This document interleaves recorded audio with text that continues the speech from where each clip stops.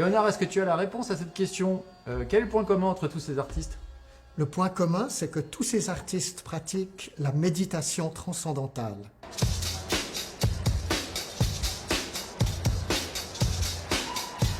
Est-ce que tu peux te présenter, s'il te plaît? Leonard Stein, j'enseigne la technique de méditation transcendantale à Genève, en Suisse, depuis 1980. Et qu'est-ce que c'est donc la méditation transcendantale?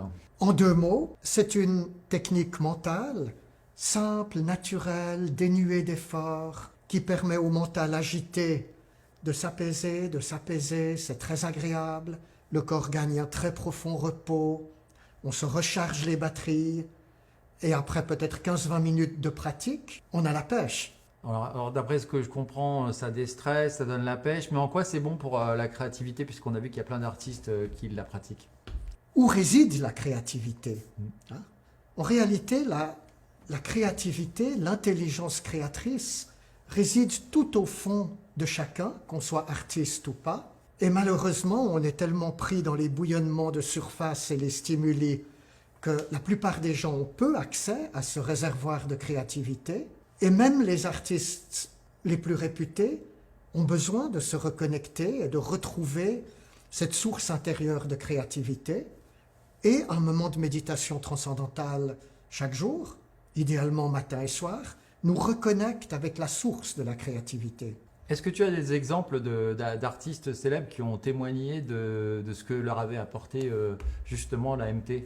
Parce que je crois que c'est comme ça qu'on dit, hein, MT pour méditation transcendantale. MT, méditation transcendantale. Alors, il y en a tellement. Et il y a aussi tous les artistes qui pratiquent cette technique, mais qui n'en parlent pas trop. C'est quelque chose d'intérieur, essentiellement. Je pense au grand photographe de mode, Peter Lindbergh. Il a dit que dans toute sa carrière et toute cette réussite, la méditation transcendantale a été son fabuleux atout. Paul McCartney, évidemment, a appris la méditation transcendantale en 1967. Avec les autres Beatles. Avec les autres Beatles. Il est même allé se former en Inde, etc.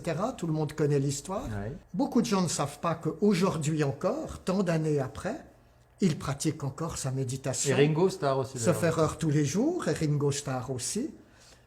Ils soutiennent activement la fondation David Lynch. Ils ont fait il a eu des concerts, je crois, même pour la fondation David Lynch. Non, il y avait Alors j'ai d'ailleurs eu la chance d'être à New York lors de ce grand concert en 2009. Top. Où les 2 Beatles survivants et beaucoup d'amis à eux ont donné un concert pour la fondation David Lynch, au bénéfice de l'enseignement de la méditation transcendantale, notamment dans les écoles de quartiers difficiles. D'accord.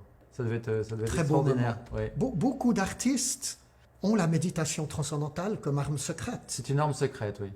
Voilà, au fond de nous, dans ce réservoir d'intelligence créatrice qu'on peut comparer au fond de l'océan silencieux, résident les idées originales, les grandes et belles idées, alors qu'en surface de l'océan, il n'y a que de petits poissons. C'est-à-dire que dans l'esprit agité, torturé, surmené, on ne va pas trouver les belles idées. Donc, plonger au fond de soi-même pour puiser à la source de toute créativité. Jerry Seinfeld disait que pendant 10 ans, il avait eu sa série où il devait à la fois écrire, à la fois jouer, à la fois produire, et que ça l'avait beaucoup aidé, la MT, pour ça. De nouveau, ça permet de rester connecté à la source de la créativité. Donc tu recommanderais la MT pour tout type d'artistes créatifs, que ce soit des peintres, des chanteurs, tout ce qui nécessite finalement d'avoir des idées nouvelles? La réponse est oui, absolument. Mais David Lynch, par exemple, le cinéaste, dirait qu'au fond, nous sommes tous des artistes. Nous avons tous de la créativité. Simplement, certains, évidemment, font une carrière d'artiste, ont vraiment la fibre artistique, et d'autres gens expriment cette créativité à travers toutes sortes de métiers et de responsabilités.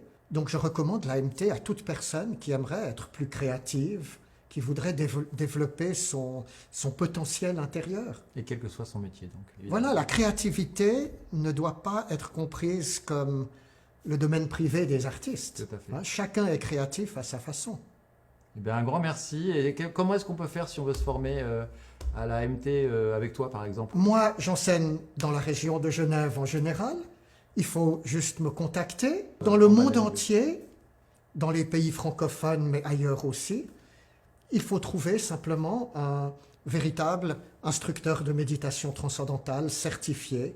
Normalement, il y en a dans la plupart des grandes villes. Merci beaucoup. Merci.